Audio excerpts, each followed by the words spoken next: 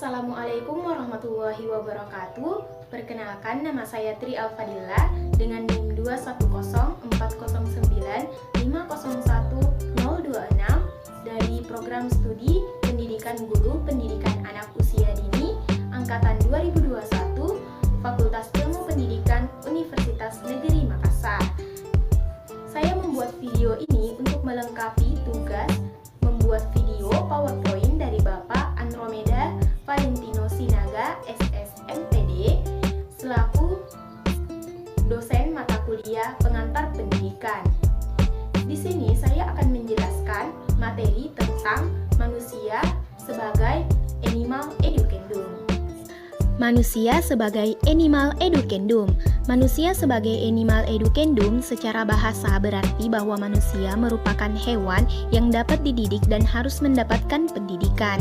Dari pengertian tersebut secara tidak langsung menunjukkan bahwa terdapat perbedaan antar manusia dengan hewan, ialah bahwa manusia dapat dididik dan mendapatkan pendidikan. Selanjutnya, terdapat dua alasan mengapa manusia harus dididik atau mendidik, yaitu yang pertama, dasar biologis, mengemukakan bahwa manusia lahir dengan kondisi yang tidak dilengkapi dengan insting sempurna untuk menyesuaikan diri terhadap lingkungannya.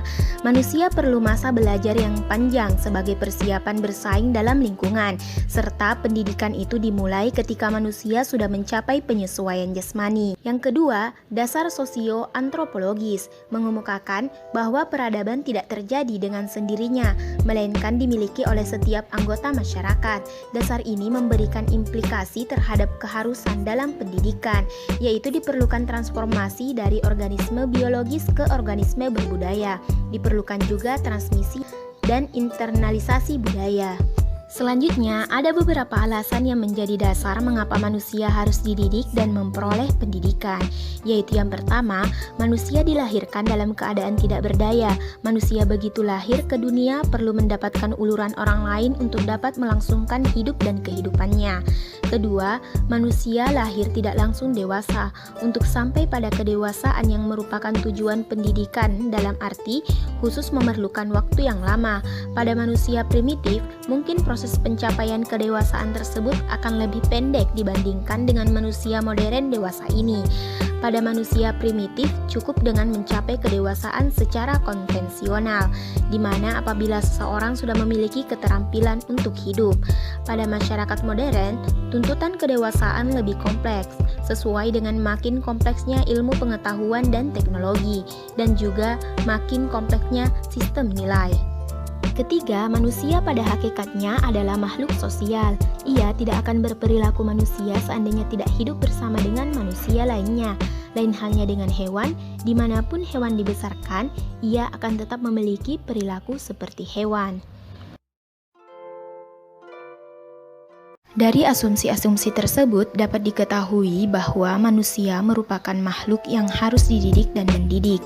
Pendidikan akan membantu manusia untuk merealisasikan dirinya, memanusiakan manusia.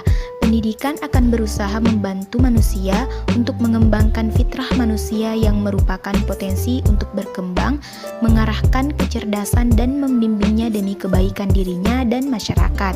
Pada akhirnya, dengan pertolongan dan bimbingan tadi, manusia akan menjadi manusia yang sebenarnya, manusia yang beriman dan bertakwa kepada Tuhan Yang Maha Esa. Faktor-faktor yang mempengaruhi perkembangan manusia. Yang pertama, faktor hereditas.